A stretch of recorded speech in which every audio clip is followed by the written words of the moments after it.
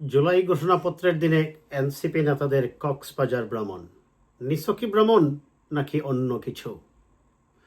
তাছাড়া খুব স্বাভাবিকভাবেই যদি প্রশ্ন করি যে কক্সবাজারের সবচেয়ে দামি হোটেল, যেটার প্রতিরাত্রের ভাড়া হচ্ছে প্রায় 18,000 টাকা, সেই হোটেলে থাকার জন্য তারা সদ্য বিবাহিত সার্জিস এবং হাসনাত কেন বউকে নিয়ে গেলেন না? তারা তো হানিমুন করতে যেতে পারতেন। কেনই বা তারা আজকে এই জুলাই ঘোষণাপত্রের দিনে ওই জায়গায় ভিজিট করতে গেলেন? তাও যদি আপনারা একটু টিকেটের শিডিউলটা দেখেন তাহলে আপনারা দেখবেন তারা গিয়েছেন 11:30 এবং 3:30, 3:30টায় আবার তারা চলে এসেছেন। এই 4 ঘন্টায় কি ভ্রমণ হলো ওই জায়গায়? খুব স্বাভাবিকভাবেই প্রশ্ন জাগে, তাহলে এটা কি নিছকই ভ্রমণ নাকি এতে লুকিয়ে আছে অন্য কিছু?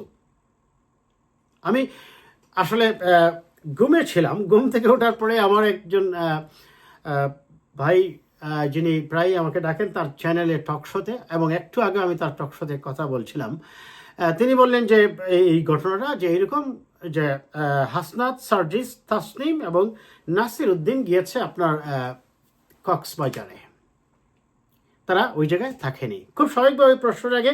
তারপরে আমি যখন ঘাটাঘাটি করলাম টিভি স্ক্রলে, দেখলাম যে এটাই দেখানো হচ্ছে সংবাদ যে তারা ওই জায়গায় ভ্রমণে গিয়েছেন। অত্যন্ত গুরুত্বপূর্ণ এই দিনটি, যদি যেতেই হয় ওই জায়গায় ব্যক্তিগতভাবে আমি মনে করি যে তারা ওই জায়গায় যেতেই পারে আনন্দ ভ্রমণে, এবং ওই জায়গায় যাওয়াটা তো কোনো দোষের কিছু নয়, কিংবা একেবারে যে সবাইকে জানিয়ে যেতে হবে সেটারও প্রয়োজন আছে বলে আমি মনে করি না। কিন্তু প্রশ্নটা হচ্ছে আজকের এই দিনটাতে কেন? এবং এই হোটেলটার মালিক হচ্ছেন ময়মনসিংহের একজন আওয়ামী লীগের নেতা। সাংবাদিকরা ওই হোটেলের কর্মচারীদেরকে প্রশ্ন করেছিল এবং যুগান্তরে সেই রিপোর্টটাও এসেছে যে একজন কর্মচারীকে জিজ্ঞেস করা হয়েছিল যে এইখানে কি পিটার হাস আসছেন কিনা। একজন কর্মচারী জবাব দিয়েছেন এখনো আসেননি, পরে আসতে পারেন। আরেকজন কর্মচারীকে জিজ্ঞেস করা হয়েছিল যে এখানে কি পিটার হাস এসেছেন, তিনি জবাব দিয়েছেন পিটার হাস আসছে কিনা জানি না, তবে পিটার হাসের মতো একজনকে দেখতে এরকম লেগেছে, তিনি দেখেছেন। এখন খুব স্বাভাবিকভাবেই প্রশ্ন হচ্ছে যে আজকের এই দিনটাতে তাদের এই ভ্রমণের কেনই বা প্রয়োজন পড়লো, বা যদি তারা আনন্দ ভ্রমণে যায়নি, 4 ঘন্টায় কি আনন্দ ভ্রমণ হবে? 11:30টায় গিয়ে আবার 3:30টায় ব্যাক করা তাদের ফ্লাইট শিডিউল অনুযায়ী। খুব স্বাভাবিকভাবেই এই প্রশ্নটা আমাদের খুঁজতে হবে। যদি ওই জায়গায় গেল, মনে করেন আমি যদি একটু কথায় বলি, ওই জায়গায় তো সুইমিং পুল আছে, একটু না হয় সাতরালো ঢাকা শহরের সেই মানে গিজি পরিবেশে থেকে না হয় একটু বিনোদন করলো তারা সুইমিং পুলে, কেনই বা তারা গেল আবার চলে আসলো? এবং এখানে আরেকটা বিষয় হচ্ছে যে পাটোয়ারিকে, নাসিরুদ্দিন পাটোয়ারি তিনি যেটা বলছেন, তিনি বলছেন যে কারোর সঙ্গে দেখা করতে নয়, হুট করে ঘুরতে আসছিলাম। খেয়াল করুন, পদযাত্রাতে টায়ার্ড হয়ে গেছিলাম, জাস্ট এমনি একটু সাগর পাড়ে ঘুরতে আসছিলাম। তারা কি আদৌ সাগর পাড়ে গিয়েছেন না ওই হোটেলেই গিয়েছেন?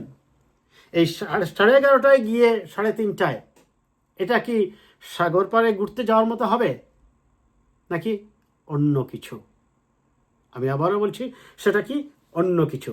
দেখুন, এদের আমরা এখনো জানি না, কারণ সত্য নিউজটা না জানা পর্যন্ত আমরা কোনো অ্যানালাইসিস এইভাবে করতে পারবো না। কিন্তু প্রশ্নটা হচ্ছে এই যে কাজগুলো এরা হুট করেই করে, তারা প্রায়ই লক্ষ্য করা যাচ্ছে যে হুট করেই অনেক সময় দেখা যাচ্ছে এক এক সময় এক এক কথা বলে বসে রাজনীতিতে। এবং আজকে বিশেষ করে যেখানে তারা নিজেরা, আপনারা খেয়াল করুন, বলছে যে সারা দেশ থেকে যেন এনসিপির নেতাকর্মীরা ঢাকা শহরে আসেন। আজকে শেখ হাসিনার এই পালিয়ে যাওয়া বলুন আর ফ্যাসিবাদী শাসনের অবসানের দিন বলুন, তারা এখানে বিজয় উৎসব করবেন। তা আপনি কর্মীদেরকে ঢাকা শহরে আসতে বলছেন, আবার আপনি নিজে চলে যাচ্ছেন কক্সবাজারে, এটা কোন ধরনের যুক্তি হলো? আর আপনি যদি এতই ক্লান্ত হন তাহলে গেলেনই বা আবার গিয়ে চলে আসতেছেন, তার মানে কি হচ্ছে? অরিজিনালি আপনার এই কথাটা দুপে ঠিকতেছে না। এখন পাটোয়ারির এই বক্তব্য তার মানে হচ্ছে গ্রহণযোগ্য নয়।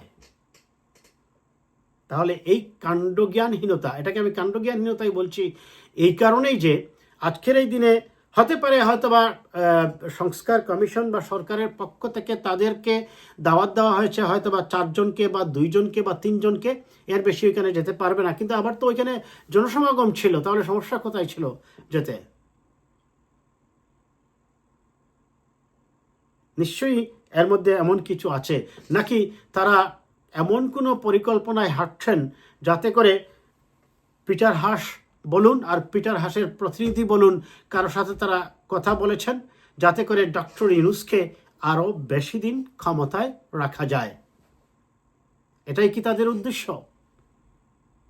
সে উদ্দেশ্য যাই হোক, সেটা যে বের হয়ে আসবে সময়ের ব্যবধানে, এইটুকু আমি বলতে পারি দর্শক। তবে আপাতত তাদের এই কাজটাকে আমি মনে করি কাণ্ডজ্ঞানহীন কাজ হয়েছে, এবং আজকের এই দিনে ওই জায়গায় যাওয়াটাকে আমি স্বাভাবিকভাবে দেখতে রাজি নই। আমি মনে করি এটার ভিতরে হয়তো বা কোনো ধরনের কনস্পাইরেসি থিওরি কাজ করতেছে, কিংবা তাদের আবারও বলছি কাণ্ডজ্ঞানহীনতা, বিবেক বিবেচনা প্রসূত কাজ হয়নি, অথবা কোনো ধরনের কোনো পক্ষের কাছ থেকে তারা প্রণোদিত হইয়া ওই জায়গায় গিয়েছেন, নতুন করে কোনো ষড়যন্ত্র কিংবা কোনো বিদেশি শক্তির ফাঁদে পা দিয়েছেন, হতে পারে। এটা আমি কোনো কিছুই উড়িয়ে দিচ্ছি না।